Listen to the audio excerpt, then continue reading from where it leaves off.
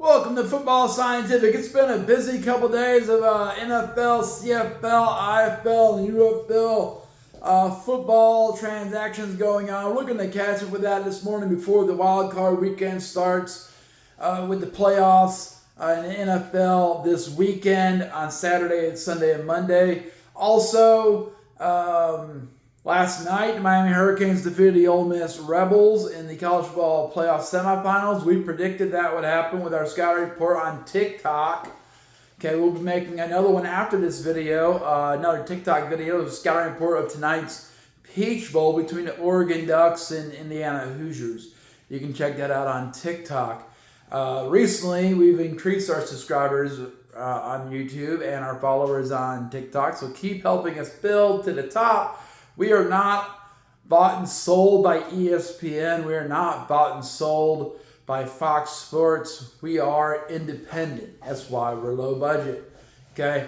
Even if I could have high budget, I wouldn't want you to think that we're being bought and sold by big media. So we would keep it low budget anyway, because this thing is about honesty and getting information out to football fans that's really meaningful, because sometimes you get told things that are not true. I am joined by my co-host, Tyler the Tiger. Tyler the Tiger here, ready to go. Ready to talk about the NFL and CFL and all the news that's been going on. It has been crazy times. It has been crazy times, that's for sure.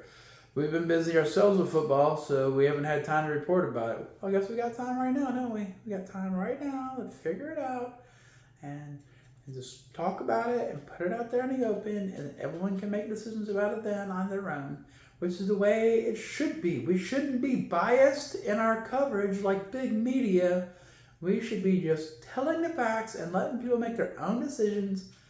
Now, we also do some more interesting things on TikTok, so check us out at Football Scientific, and it will be a lot of fun. But check us out, okay? We are sponsored by W Energy. W Energy gives you energy. It makes you focus and stuff without the... can you get the cup? Yeah, get the cup. W Energy. Okay. Let's see. Okay. So W Energy just makes you be focused and energetic and stuff without being jittery or angsty. And this is it is yellow, but it's Japanese yuzu. It's a lemon flavor. It's tasty and it's been delicious. We've been using our canister that we were given by W, and it's been great. So, if you want to get focused, you want to be energetic, you want to drink W, and you will not feel jittery or angsty, and you can play video games all night if that's what you want to do, or you can watch game film like we do, or break down stats, or write articles, whatever it happens to be your thing, okay? So do your thing. We're not here to make those decisions for you, and we're not telling you to drink W. You have to drink W Energy. We're saying it's a good product, and like us, it's independent, so it's not like you're being force-fed crap from Monster and stuff, you know. It's real and yummy and sugar-free. That's pretty cool. Okay, let's break it down. Before we break it down, Tyler Tiger, I just want to remind everyone that one reason we do the Football Scientific is because we're marketing for the websites I write for. We are not big media still, okay? So I'm not forcing you into Fox Sports and stuff like that. But footballanalysis1.com, I'm there. I write about relevant NFL news. I have a breakdown of the biggest flaws of each wildcard team heading into this wildcard weekend. And I also have the top ranking of the top 25 players going into wildcard weekend, which I think will be the impact players for these games, okay? And also, I mentioned what impact they'll have or should have if their team's going to move on to the wild card round. Okay. In addition, there's other articles on there that seem pretty fancy too, and it's on MSN, so that's like a major thing. I'm not saying we work for big media, but we are distributed by somebody, so we are legitimate. Okay. I do fact check everything I do. I do intense research. As a professor of football science, so it's not like we're making up stuff or whatever. It's not our opinion. It's just the facts, and it gives you the option to make your own decisions about these things, okay, which I think is important. If you're an informed football fan, I don't know how many informed football fans there are. A lot of people just watch, consume football like you would consume chicken wings at Wingstop. They're not a sponsor, but some people really want to understand the game, and that's what Football Scientific is for. Those that really want to understand the game. How many people are like that? 183 subscribers. That's how many are like that. Not that many, but we're going to stick to what matters and not follow the trends and try to catch up with people. We will catch on when it's time, when we produce a good enough product to be, popular with the masses. So that's what we're trying to get to. Well, we don't really care who likes us or doesn't like us. We're here to share what needs to be shared in these sports leagues. Okay, so first in the NFL, John Harbaugh has announced that he'll not be doing any interviews until next week after being fired by the Baltimore Ravens. Now, some people have heard some people on ESPN say he's doing that because he respects Wild Card Weekend and doesn't want to take the... No, that's not what he's doing at all. He's doing it because he expects some of these Wild Card losers, for example, the Philadelphia Eagles, who might lose the 49ers. Not saying they're going to lose, but they might. Or the Buffalo Bills, who might get upset by the Jacksonville Jaguars. He's hoping that one of them fire their coach to hire him, so he doesn't have to start from scratch with a team like the New York Jets or the Las Vegas Raiders. He doesn't want to start over. He had some good things going at Baltimore. Baltimore's probably the best job out there now that he's gone, for new coaches. So he doesn't want to go to a place that's trash. He doesn't want to go to a place that's not in the playoffs. So he's letting these wild card games get played, and he wants to go to a team that just got put out of the wild card. It probably has, like the Eagles are loaded. They might just not make it because there's too many mistakes and mismanagement of resources, and he wants to take over one of those teams, it looks like. So he's not trying to save a bad team. He's just trying to win some more games, man. Which, you know what? Honestly, that's part of the game, so you got to do what you can do. Boom. Quarterback Russell Wilson says he's definitely playing for someone next year. He doesn't know who because no one's giving him a contract, but he says he's definitely going to do all he can to play next year. I don't know for who. I hope he doesn't play for Buffalo or Cincinnati. No offense. Miami Dolphins have completed their first round of GM interviews, and then they released a bunch of other names they're interviewing for follow-ups. I could read those, but I think it would be boring. A lot of people you've never heard of before, so you'll hear of them once they're the GM of the Miami Dolphins. Las Vegas Raiders have interviewed Chiefs offensive coordinator Matt Nagy and Broncos defensive coordinator Vance Joseph for their head coach vacancy. So the Raiders are going through the AFC West rivals and looking for their next head coach. I don't think that recycling a failed head coach is going to be your road to prosperity. I've never really felt that way. There's a lot of teams that do that. They find a failed head coach. The teams that do well with recycled coaches are the ones that like if I won a Super Bowl somewhere and now I get picked up and now I win another Super Bowl. That happens, every once in a while, not that often. But when a team says, this head coach was horrible at this place and we're going to bring him in, he's going to be great here. That's never what happens. They don't have a plan. They don't know how to do it. They know how to run a defense or an offense, but they don't know how to run a team. And that's not good.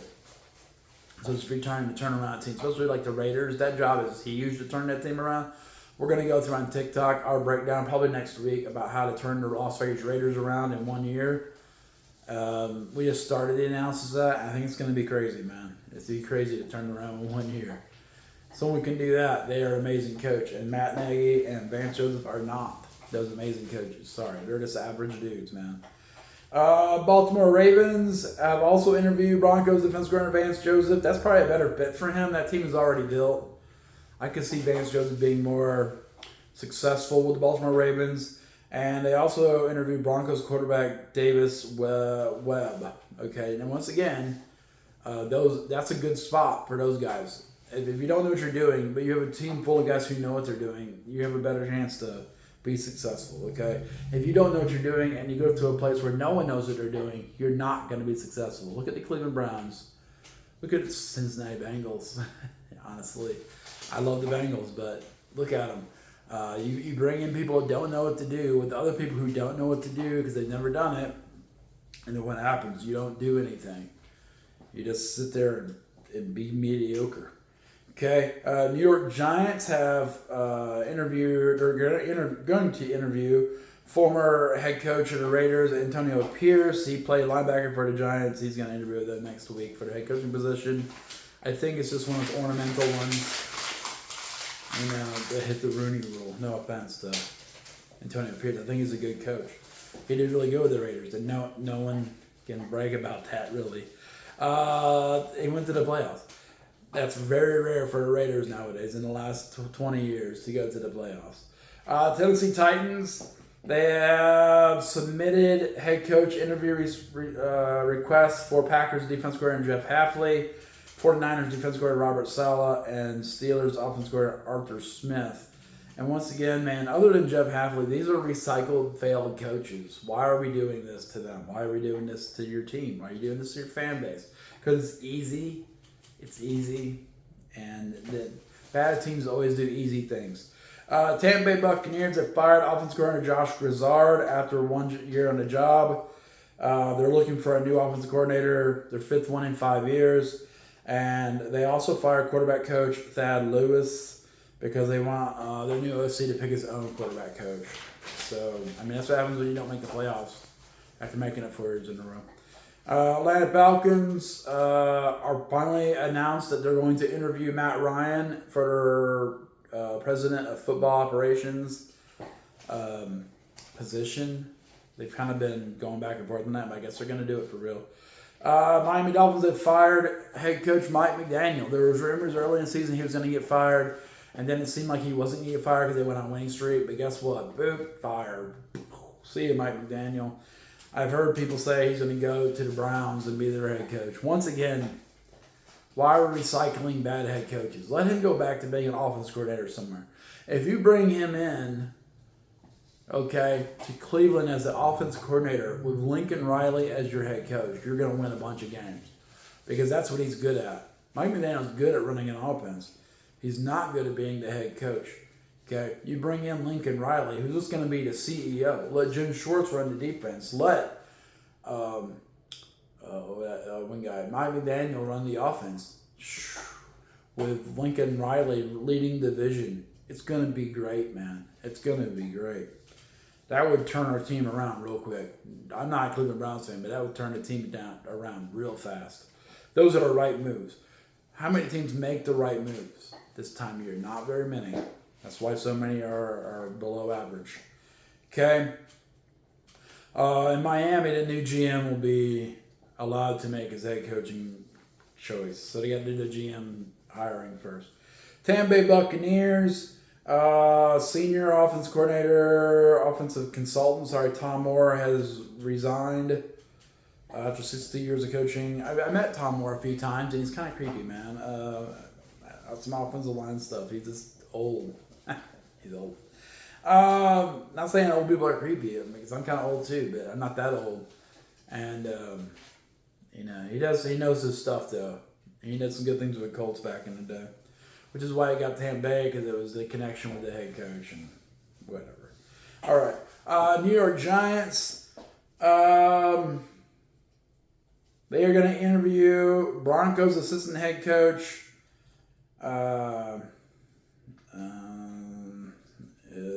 Carson Davenport, never heard of that guy.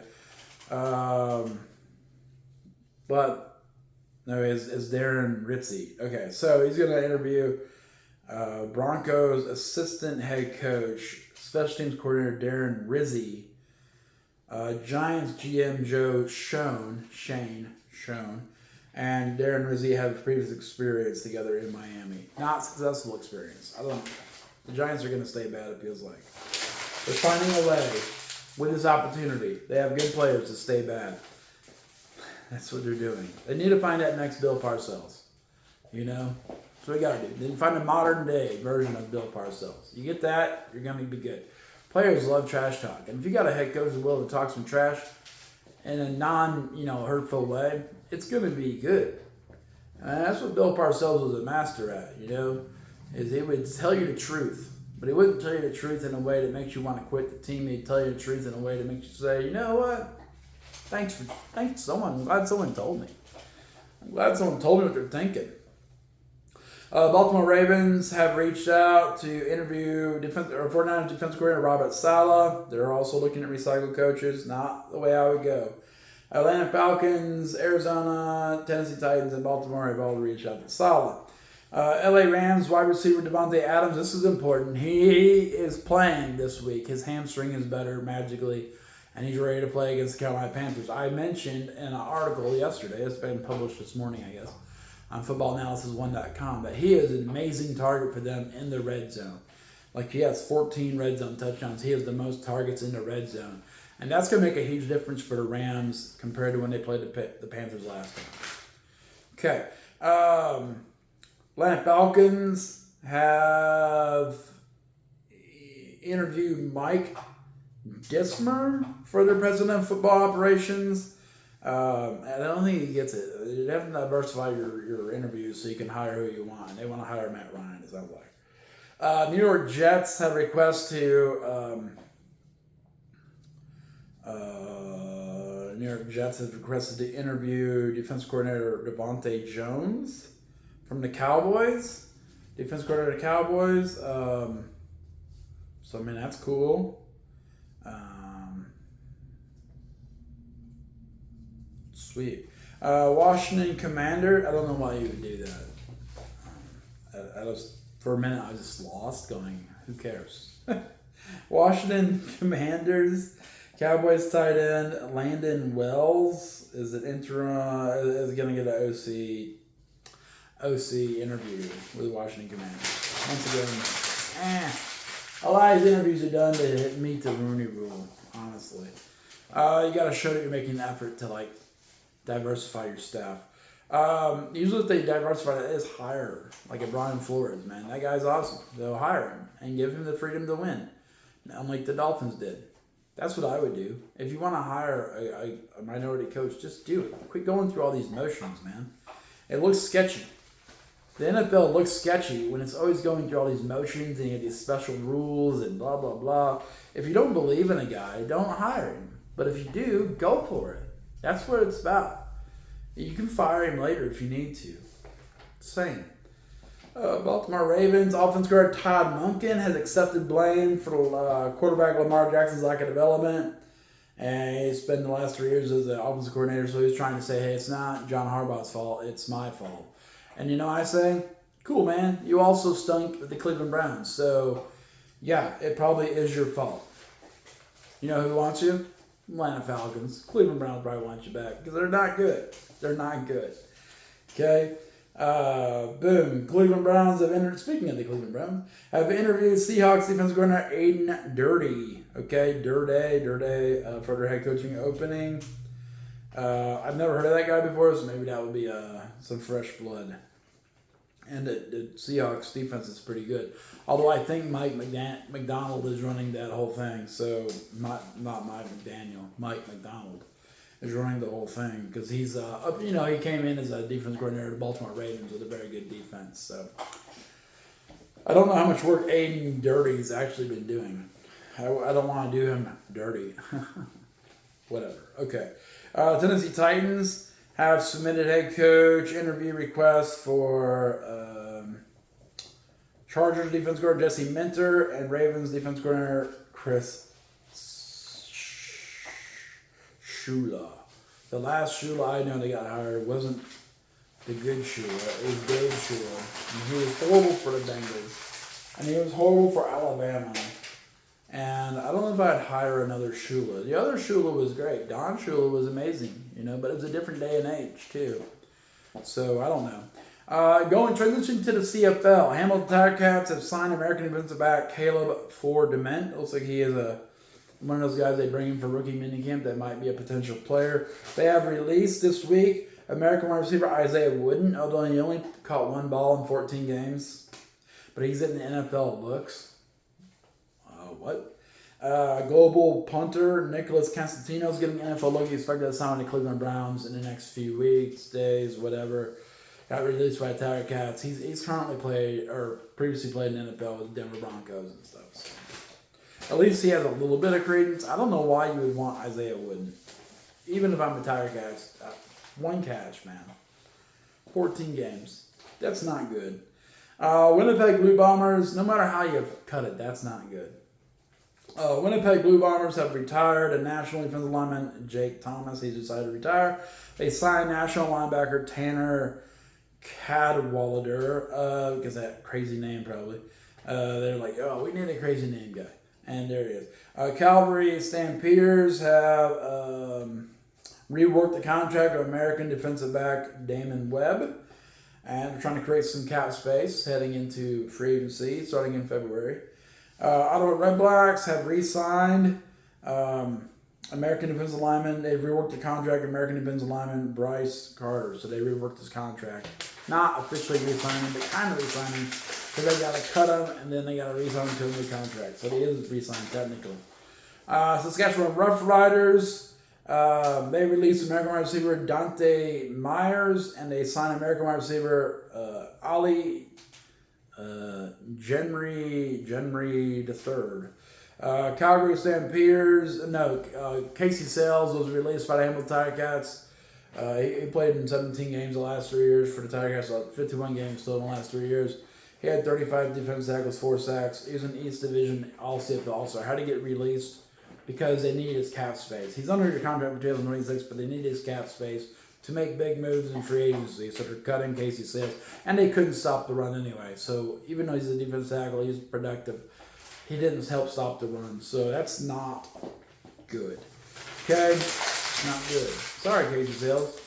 Okay, good stats. But you don't have good production. We don't win more games because of you. IFL, boom. Arizona Rattlers are re-signing running back Ron Brown Jr., who is the 2025 Offensive Rookie of the Year. That's pretty cool for them. They're trying to make another run for the IFL National Championship. That's starting in March. IFL is. NAL starts preseason in February. Boom. UFL. Some dates that are important to people like me, football nerds.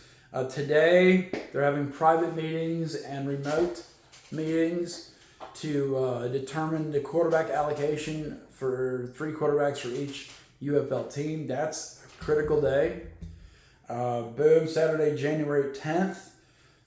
Head coaches are getting a chance to pick their college allocations from their local college area, the ones they've been assigned. They can pick 3 players. That's it. 3 players from those.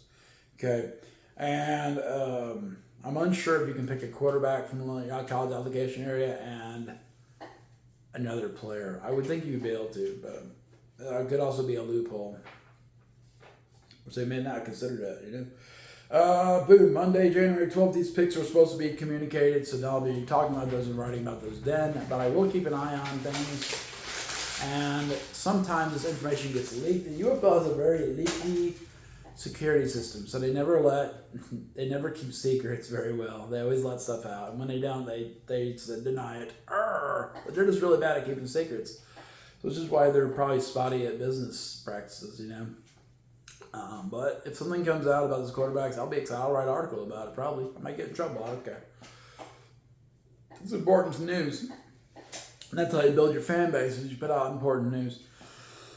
Not necessarily with an opinion, but letting people know what's up, and they can build their own opinion. And it's because people are able to be critical thinkers. We just don't let them in our society very often. We always tell them what to think versus let them understand what's been given to them and then think. But in society, we tell you what to think. And most people are so lazy nowadays, they just consume it. And that's why Football Scientific is not for everyone, because they watch it and they're like, this guy keeps rambling. I don't know what he's talking about. 5 seconds into it, they're like, swipe. Because they don't have the time to invest in actually learning about the world of pro football. Even a useless content area like pro football. Okay, unless you're a gambler or a scout or something, pro football is not lucrative. Okay, you're a player, a head coach, whatever. But for everyone else, it's just entertainment, man. And if you don't want to understand what you're being entertained by, that's your problem. But I am offering the opportunity to understand at a deeper level what's happening. I do work in the industry. I am a football coach. I've been a football coach for 25 years. I've worked with NFL coaches on different things. I've worked with college coaches. I've worked with everyone really on a bunch of different things. And I'm just kind of sharing what I know and, my logic, which is sound for football. So check out Football Scientific if you like this. Subscribe to us. Also go on TikTok and follow us. And check out FootballAnalysisOne.com. You'll see my breakdowns of the wild card weekend in the NFL. Also, CFLNewsHub.com. You'll see a breakdown of these roster moves I talked about for the Hamilton Ticats. And then UFLNewsHub.com. Whenever that quarterback news is released, we're going to talk about that on there too. And you'll see that information for free. For free. It's free. You don't pay for any of it. Okay, we're not controlling you and telling you what to think. We're giving you the option to collect information and then make your own decisions, which is pretty cool. Okay, think about how often you're not allowed to do that nowadays. All right, with that in mind, I'm closing the Football Scientific portal. Check out FootballAnalysisOne.com, CFLNewsHub.com, and UFLNewsHub.com, and like our videos and stuff. Okay, share the video, like it, sub to us.